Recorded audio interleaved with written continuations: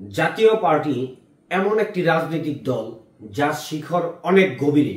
জাতীয় পার্টি রয়েছে সফল 9 বছরের রাষ্ট্র পরিচালনার অভিজ্ঞতা।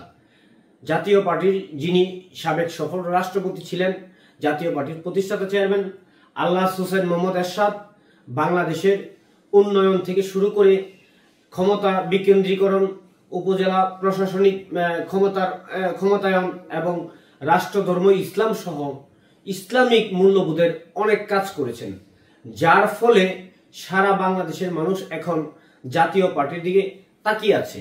আমরা লক্ষ্য করে দেখেছি, এরশাদ স্যার যখন 1990 সালে 6 ডিসেম্বর সাধারণ মানুষের স্বার্থে, দেশের স্বার্থে ক্ষমতা থেকে পদত্যাগ করেছিল, তখন থেকে জাতীয় পার্টি কিছু দালাল সুবিধাবাদী দিল ক্ষমতার জন্য এবং কিছু সুবিধা স্বার্থ হাসিল করার জন্য জাতীয় পার্টি থেকে সরে গিয়েছে।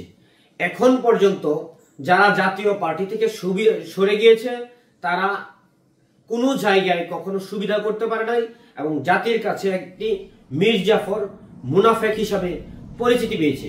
পল্লীবন্ধু আলহাজ হোসেন মোহাম্মদ এরশাদের স্ত্রী ছিল রওশন এরশাদ, উনিও কিন্তু একবার দল গঠন করেছিল এবং 10ম কাউন্সিল করেছিল।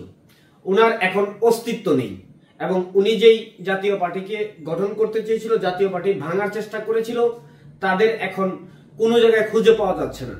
অনেককেই দেখেছি জাতীয় পার্টির বর্তমান কিছু টানাপোড়া নিয়ে কিছুটা সংশয়ে আছেন। আমি বলবো, যারা বর্তমান সময়ে আনিসুল ইসলাম মাহমুদ রয়েছেন, তারপরে রুহুল আমিন হাওলাদার রয়েছেন, তারপরে মুজিবুল হক চুন্নু সহ বেশ কয়েকজন ব্যক্তি রয়েছেন যারা শেখ হাসিনাকে রাষ্ট্র ক্ষমতায় রাখার জন্য সর্বোচ্চ দাবিদারি করেছেন, দালালি করেছেন। তাদেরকে জাতীয় পার্টি থেকে বহিষ্কার করা হয়েছে, জাতীয় পার্টি থেকে বের করে দেওয়া হয়েছে। আমরা লক্ষ্য করে দেখেছি, এই দালালরা একটা সম্মেলন করেছে, যেখানে যেই সম্মেলনটা করেছে জাতীয় পার্টির একটা থানার মিটিং হলেও যে পরিমাণ লোক হয় সেই পরিমাণ লোকই হয় নাই। তাতে বোঝাই যাচ্ছে যে জাতীয় পার্টির সারা বাংলাদেশের কোনো নেতা কর্মী এই দালালদের সাথে নেই। জাতীয় পার্টির বর্তমান চেয়ারম্যান জিএম কাদেরের নেতৃত্বে সারা বাংলাদেশের জাতীয় পার্টির নেতা কর্মী ঐক্যবদ্ধ রয়েছেন। আমি জাতীয় পার্টির নেতা কর্মীদেরকে বলবো, আপনারা কখনোই আশাহত হবেন না।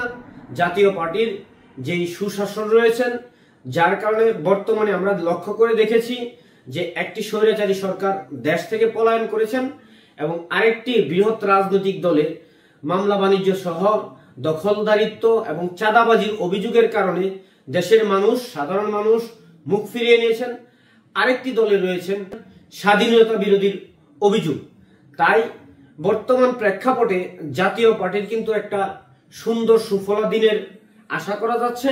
জাতীয় পার্টির তৃণমূল নেতাকর্মী যারা রয়েছেন, উপজেলা, জেলা, মহানগরের নেতাকর্মী যারা রয়েছেন, আপনারা আশাহত হবেন না, আপনারা কাজ করেন। ইনশাল্লাহ আগামী দিনে জিএম কাদেরের নেতৃত্বে জাতীয় পার্টির একটি সুফলা সুন্দর দিন আসতে যাচ্ছে। তাই চলুন জাতীয় পার্টির উন্নয়নমূলক কাজগুলো আমরা সাধারণ মানুষের কাছে পৌঁছে দেই। তাহলে হয়তোবা এই দেশের সাধারণ যারা জনগণ আছেন, সাধারণ ভোটার রয়েছেন, তারা জাতীয় পার্টিকে আগামী দিনে রাষ্ট্র পরিচালনা করার একটি সুযোগ দিতেও পারে।